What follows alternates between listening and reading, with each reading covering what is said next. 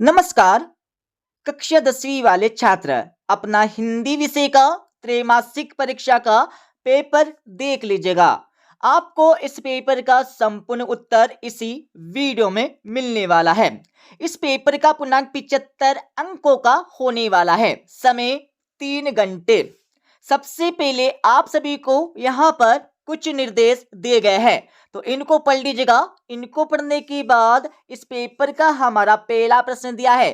पहले प्रश्न में क्या करना, आपको सही विकल्प का चयन करके लिखना है, जो आपकी परीक्षा में 6 नंबर के पूछे जाने वाले हैं। पहला देख लीजिएगा, छायावाद के प्रतिनिधि कवि हैं। तो पहले में आपको राइट आंसर लिखना होगा, अ वाला जयशंकर प्रसाद। दूसरा देख लीजिएगा, फेरी बेटुला का अर्थ है, तो दूसरे का आंसर आप सभी लगा लीजिएगा। इसमें आपको लिखना होगा द वाला, फिर मिलेंगे। तीसरा देख लीजिएगा, रसात्मकम वाक्यम काव्यम परिभाषा किस आचार्य की है, तो तीसरे में आपको राइट आंसर लिखना होगा स वाला, आचार्य विश्वनाथ। चौथा देख लीजिएगा, कस्बे के चौराहे पर प्रतिमा लगी थी, तो किसकी लगी थी ये आपको बताना होगा। चौथे का आंसर आप सभी लगा लीजिएगा। इसमें आपको राइट आंसर द वाला, सुभाष चंद्र बोस की, ये आपको लिखना होगा। पांचवा देख लीजिएगा, दो शब्दों का अपने विभक्ति चिन्हों को छोड़कर आपस मिलना क्या कहलाता है, ये आपको बताना होगा। तो पांचवी का आंसर आप सभी लगा लीजिएगा। पांचवी में आपको राइट आंसर वाला समास कहलाता है, ये आपको लिखना होगा। छठा देख लीजिएगा, मैया चावल अमनिया कर रही थी। अमनिया का अर्थ क्या है ये आपको बताना होगा। तो छठे के आंसर आप सभी लगा लीजिएगा। इसमें आपको लिखना होगा ब वाला, साफ करना। तो अमनिया का अर्थ हो जाएगा साफ करना, ठीक है। इसके साथ ही यहाँ पर दूसरा प्रश्न देख लीजिएगा, जिसमें क्या करना, आपको रिक्त स्थानों की पूर्ति करके लिखना होगा, जो आपकी परीक्षा में 6 नंबर के पूछे जाने वाले हैं। पहला देख लीजिएगा, सुर की भक्ति किस भाव की है, ये आपको बताना होगा। तो पहले का आंसर आप सभी लगा लीजिएगा। पहले में आपको लिखना होगा शाक्य भाव, शाक्य भाव आपको लिखना है। दूसरा देख लीजिएगा, विस्तृत कलेवर वाले काव्य को क्या कहते हैं, तो दूसरे का आंसर आप सभी लगा लीजिएगा। दूसरे में आपको लिखना होगा महाकाव्य, महाकाव्य कहते हैं। तीसरा देख लीजिएगा, आश्रय की ब्राह शारीरिक चेष्टाओं को क्या कहते हैं, तो तीसरे का आंसर आप सभी लगा लीजिएगा। तीसरे में आपको लिखना होगा अनुभाव, अनुभाव आपको लिखना होगा तीसरे का आंसर। और इसके साथ यहाँ पर चौथा देख लीजिएगा, नेताजी की मूर्ति किस कपड़ों में थी, ये आपको बताना होगा।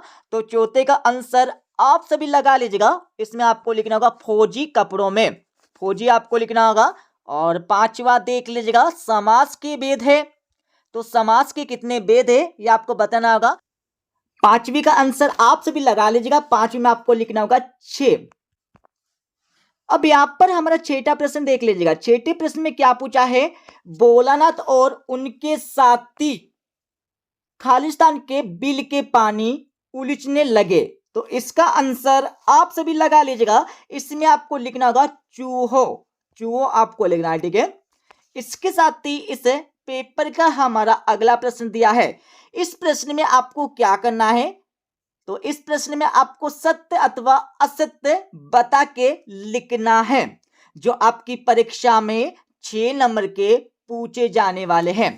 पहला देख लीजिएगा, उद्धव का संदेश गोपियों को गुड़ की तरह मीठा लगा, तो बिल्कुल नहीं लगा था, असत्य हो जाएगा। दूसरा देख लीजिएगा, जहाँ अलौकिक आचार्य का भाव उत्पन्न हो वह विभत्स रस होता है, तो बिल्कुल नहीं होता है, असत्य हो जाएगा। इसके साथ यहाँ पर तीसरा देख लीजिएगा, एक अंक वाली रचना कहानी कहलाती है, तो बिल्कुल नहीं कहलाती है, एकांकी कहलाती है, असत्य हो जाएगा। और चौथा देख लीजिएगा, भोलानाथ को मैया के गोद से निकलकर बाबूजी की गोद में शांति मिली, तो पांचवा हमारा बिल्कुल असत्य हो जाएगा, बिल्कुल नहीं मिली। और पांचवा देख लीजिएगा, मुहावरे और लोकोक्ति एक ही है, तो बिल्कुल नहीं है, असत्य हो जाएगा। इसके साथ ही यहाँ पर छठा देख लीजिएगा, छठा हमारा बिल्कुल सत्य हो जाएगा। चौथा प्रश्न दिया हमारा, जिसमें सही जोड़ी का मिलान करके लिखना होगा, तो सही जोड़ी का मिलान आप सभी कर लीजिएगा, मैं बता देता हूं। पहला आपका दिया है आधुनिक कबीर, तो इसमें आपको लिखना होगा नागार्जुन। दूसरा देख लीजिएगा कहानी के तत्व, तो इसमें आपको लिखना होगा 6, कहानी के 6 तत्व माने जाते हैं। तीसरा देख लीजिएगा दोहा, तो दोहा में आपको लिखना होगा अर्धसम मात्रिक छंद। चौथा देख लीजिएगा संधि के प्रकार, तो संधि कितने प्रकार की होती है, तो इसमें आपको लिखना होगा 3 प्रकार की होती है। पांचवा देख लीजिएगा आम के आम गुठलियों के दाम, तो इसमें आपको लिखना होगा यहाँ पर दोहरा लाभ। और इसके साथ ही यहाँ पर छठा देख लीजिएगा, छठी में आपको लिखना होगा यहाँ पर क्या लिखना है, सन्नाटा आपको लिखना है। ठीक है, तो इस प्रकार से यह हमारी सही जोड़ी का मिलान हो जाएगा। अब यहाँ पर हमारा पांचवा प्रश्न देख लीजिएगा। पांचवें प्रश्न में क्या करना, आपको निम्नलिखित प्रश्नों के उत्तर एक वाक्य में देने होंगे, जो आपके परीक्षा में 6 नंबर के पूछे जाने वाले हैं। पहला देख लीजिएगा राम लक्ष्मण परशुराम संवाद रामचरितमानस के किस कांड से लिया गया है, तो उस कांड का नाम आपको बताना होगा। तो पहले का आंसर आप सभी लगा लीजिएगा। पहले में आपको लिखना होगा बाल कांड, क्या लिखना है, बाल कांड आपको लिखना है पहले का आंसर। और दूसरा देख लीजिएगा मनु भंडारी के पिता रसोई को क्या कहते थे, तो दूसरे का आंसर आप सभी लगा लीजिएगा। इसमें आपको लिखना होगा बटियार खाना, बटियार खाना, यह आपको लिखना होगा यहाँ पर दूसरे का आंसर। तीसरा देख लीजिएगा वीर रस की कविताओं में कौन सा शब्द गौण होता है, तो तीसरे का आंसर आप सभी लगा लीजिएगा। तीसरे में आपको लिखना होगा ओज गुण, ठीक है, ये आपको लिखना होगा। और चौथा देख लीजिएगा बरखा के बंद होते ही बाग में क्या क्या नजर आए, ये आपको बताना होगा। तो चौथे का आंसर आप सभी लगा लीजिएगा। चौथे में आपको लिखना होगा बहुत से बिच्छू, ये आपको लिखना होगा, ठीक है, लिख लीजिएगा। और पांचवा देख लीजिएगा जिसका कोई शत्रु ना हो उसे क्या कहा जाता है, तो पांचवी का आंसर आप सभी लगा लीजिएगा। पांचवी में आपको लिखना होगा अजात शत्रु, ठीक है।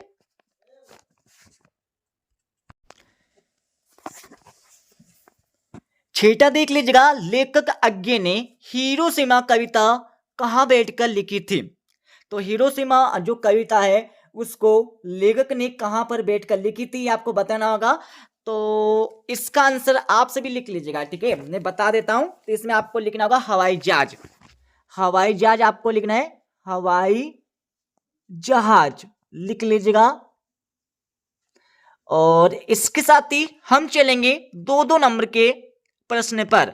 तो छठा प्रश्न देख लीजिएगा जिसमें क्या पूछा है, रीति काल को संगार काल क्यों कहा गया है, तो रीति काल को संगार काल क्यों कहा गया है, इसके बारे में आपको लिखना होगा। अतः वाला प्रश्न देख लीजिएगा, रीति काल की 2 विशेषताएं आपको लिखना है, तो सभी के आंसर आपको बता देंगे। सातवां प्रश्न देख लीजिएगा, सातवें प्रश्न में क्या पूछा है, तुलसीदास अथवा जयशंकर प्रसाद की काव्यगत विशेषताएं निम्नलिखित बिंदुओं के आधार पर लिखिए। 2 रचनाएं आपको लिखना होगा, वाम पक्ष कला पक्ष आपको लिखना है, तो इसका आंसर भी आपको बता देंगे। अब यहां पर हमारा 8वां प्रश्न देख लीजिएगा, स्मृति को पाते बनाने से कवि जयशंकर प्रसाद का क्या आशय है, इसके बारे में आपको लिखना होगा।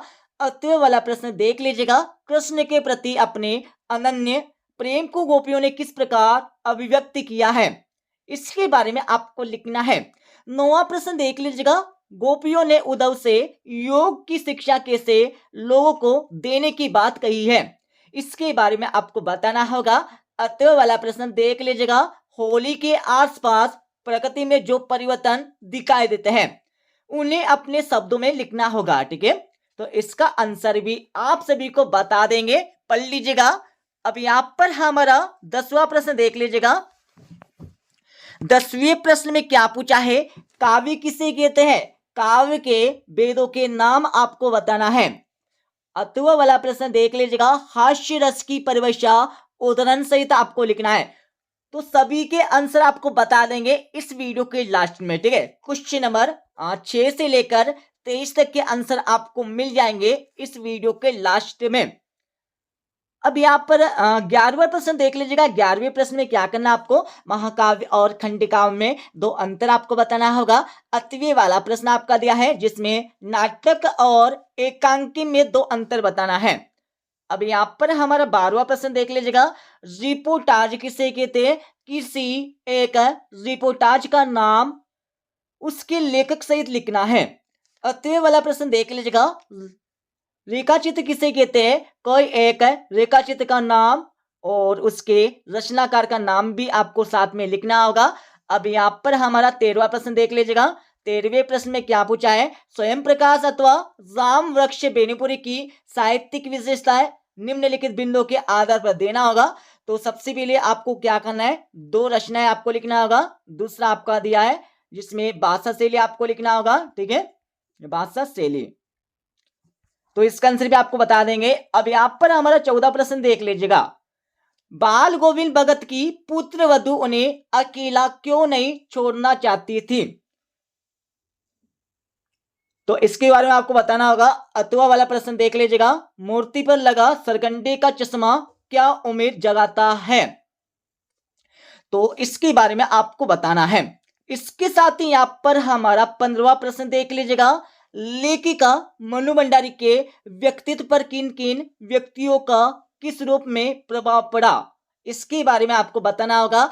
8वां वाला प्रश्न देख लीजिएगा। बाल गोविंद भगत के मधुर गायन की विशेषता आपको लिखना है, तो इसका आंसर भी आपको बता देंगे।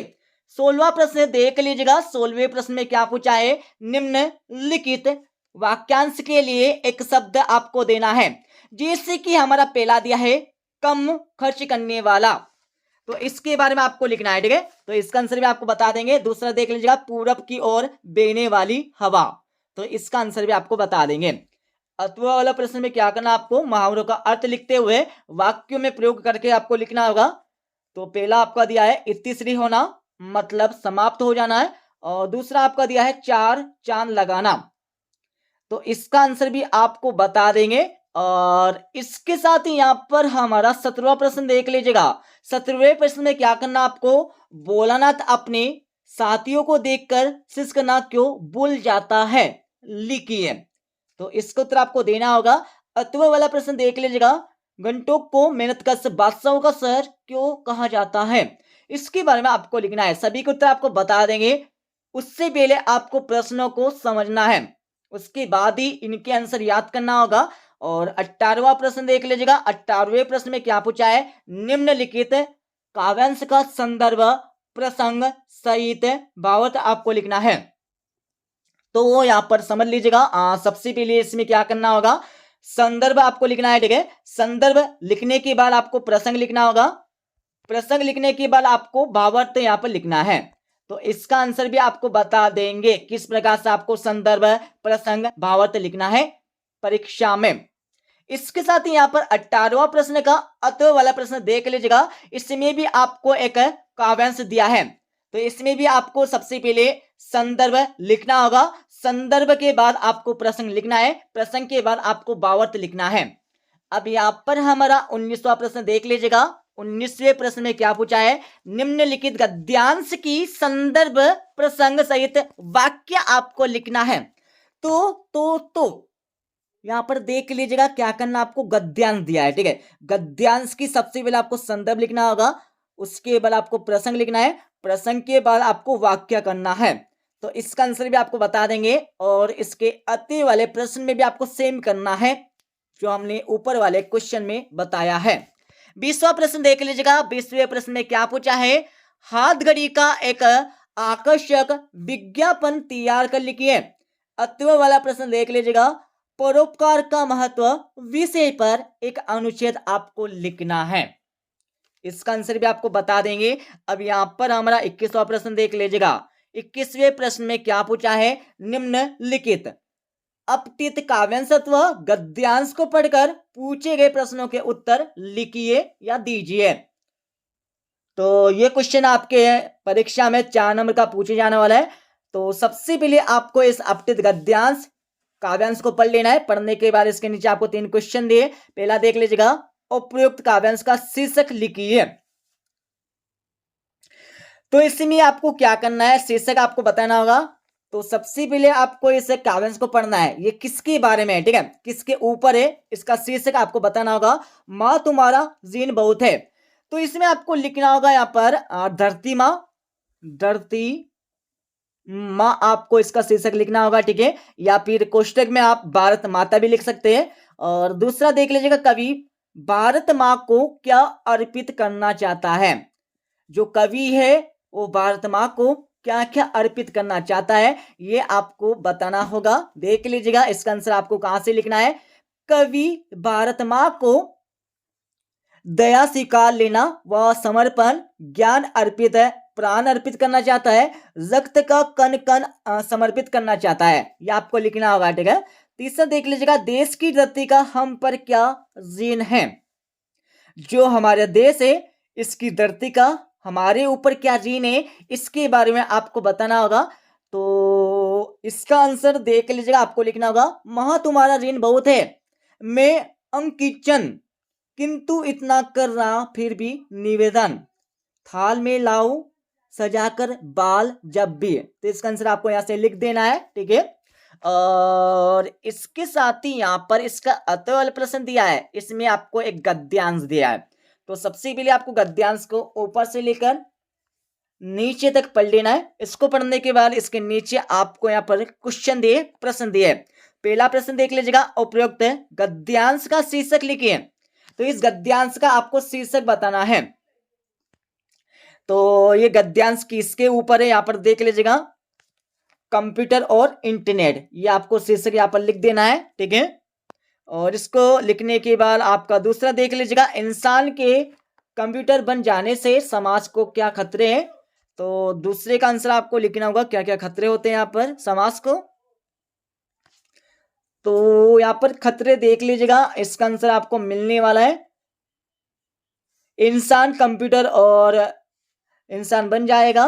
कंप्यूटर विशेषज्ञ और लेखक कवि रे कुर्जविल ने भविष्यवाणी की है कि सन 2029 तक कंप्यूटर और इंसान में तमीज कर पाना मुश्किल हो जाएगा और सदी के अंत तक तो वे सर्वथा एक रूप हो जाएंगे। तो इसका आंसर आपको यहाँ से लिख देना है। और इसके साथ ही यहाँ पर अगला देख लीजिएगा, यहाँ पर हमारा तीसरा दिया है। तीसरे में क्या करना है आपको, उपयुक्त गद्यांश का सारांश। तो इस गद्यांश जो हमारा ऊपर दिया गया है इसका आपको सारांश लिखना होगा, ठीक है। तो आप सारांश इसी में से लिख सकते हैं। और इसके साथ ही यहाँ पर हमारा 22वां प्रश्न देख लीजिएगा। 22वें प्रश्न में क्या करना आपको, अपने जिले के जिलाधीश को ध्वनि विस्तारक यंत्रों पर प्रतिबंध लगाने हेतु आवेदन पत्र आपको लिखना होगा, मतलब आपको प्रार्थना पत्र लिखना है, ठीक है। और अथवा वाला प्रश्न देख लीजिएगा।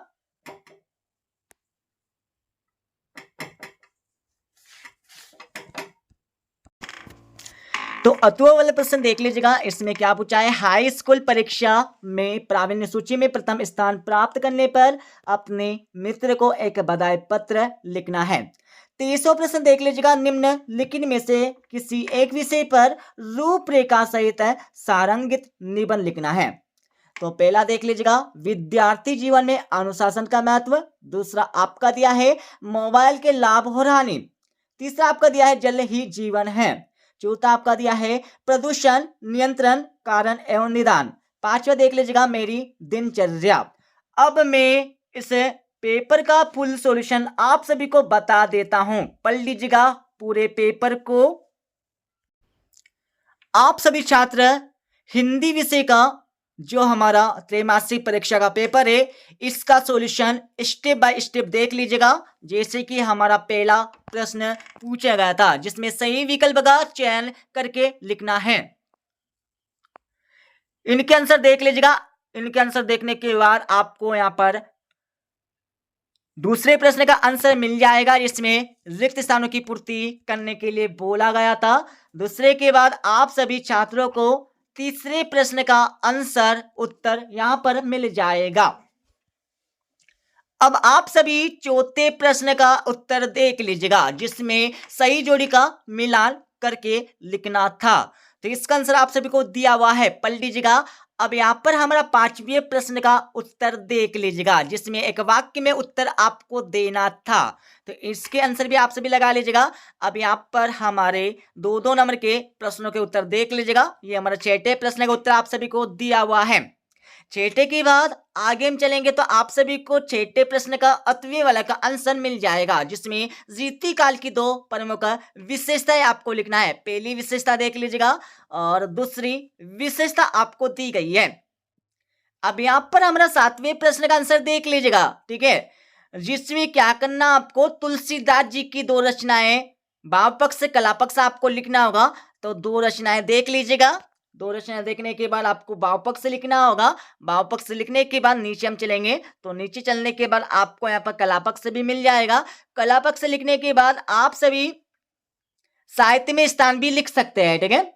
और इसके साथ ही यहाँ पर हमारा 7वें प्रश्न का अतवे वाला का आंसर यहाँ से मिल जाएगा। पूरा देख लीजिएगा, जिसमें जयशंकर प्रसाद जी की 2 रचनाएं आपको लिखना होगा। भाव पक्ष से लिखना होगा।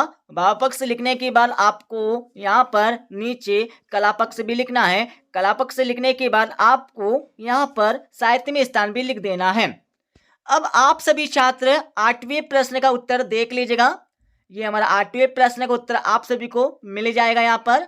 और 8वें के बाद आप सभी को 8वें प्रश्न का अतवे वाला का आंसर मिल जाएगा। पूरा ऊपर से लेकर नीचे तक देख लीजिएगा, ठीक है। इसको देखने के बाद आप सभी को हमारा 9वें प्रश्न का उत्तर मिल जाएगा। पूरा ऊपर से लेकर नीचे तक आप सभी देख लीजिएगा। 9वें के बाद आप सभी को हमारा 9वें प्रश्न का अतवे वाला का आंसर मिल जाएगा। अब आप सभी छात्र 10वें प्रश्न का उत्तर देख लीजिएगा। तो ये हमारा 10वें प्रश्न का उत्तर हो जाएगा। 10वें के बाद आप सभी छात्रों को हमारा यहाँ पर 10वें प्रश्न का अतवे वाला का आंसर यहाँ पर मिल जाएगा, जिसमें हास्य रस की परिभाषा आपको लिखना है और इसके साथ ही एक उदाहरण भी आपको देना है। अब आप सभी छात्र नीचे हम चलेंगे। नीचे चलने के बाद यहाँ पर 11वें प्रश्न का आंसर देख लीजिएगा, जिसमें महाकाव्य और खंडकाव्य में प्रमुख 2 अंतर आपको लिखना है। तो आपको परीक्षा में कॉलम बनाकर अंतर लिखना है, ठीक है। एक तरफ आपको महाकाव्य लिखना होगा, एक तरफ आपको खंडकाव्य लिखना है। अंतर देख लीजिएगा, पहला अंतर, दूसरा, तीसरा। और इसके साथ ही आप सभी को यहाँ पर हमारा 11वें प्रश्न का अतवे वाला का आंसर मिल जाएगा, जिसमें नाटक और एकांकी में अंतर दिया गया है। अब आप सभी छात्र यहाँ पर हमारा 12वें प्रश्न का उत्तर देख लीजिएगा, ठीक है। ये हमारा 12वें प्रश्न का उत्तर आपका हो जाएगा। 12वें के बाद आगे हम चलेंगे तो आप सभी को यहाँ पर हमारा 13वें प्रश्न का उत्तर हो जाए, 12वें प्रश्न का अतवे वाला का आंसर यहाँ से हो जाएगा, लिख लीजिएगा। अब आप सभी को यहाँ पर हमारा 13वें प्रश्न का उत्तर मिल जाएगा। पूरा देख लीजिएगा, पूरा ऊपर से लेकर नीचे तक।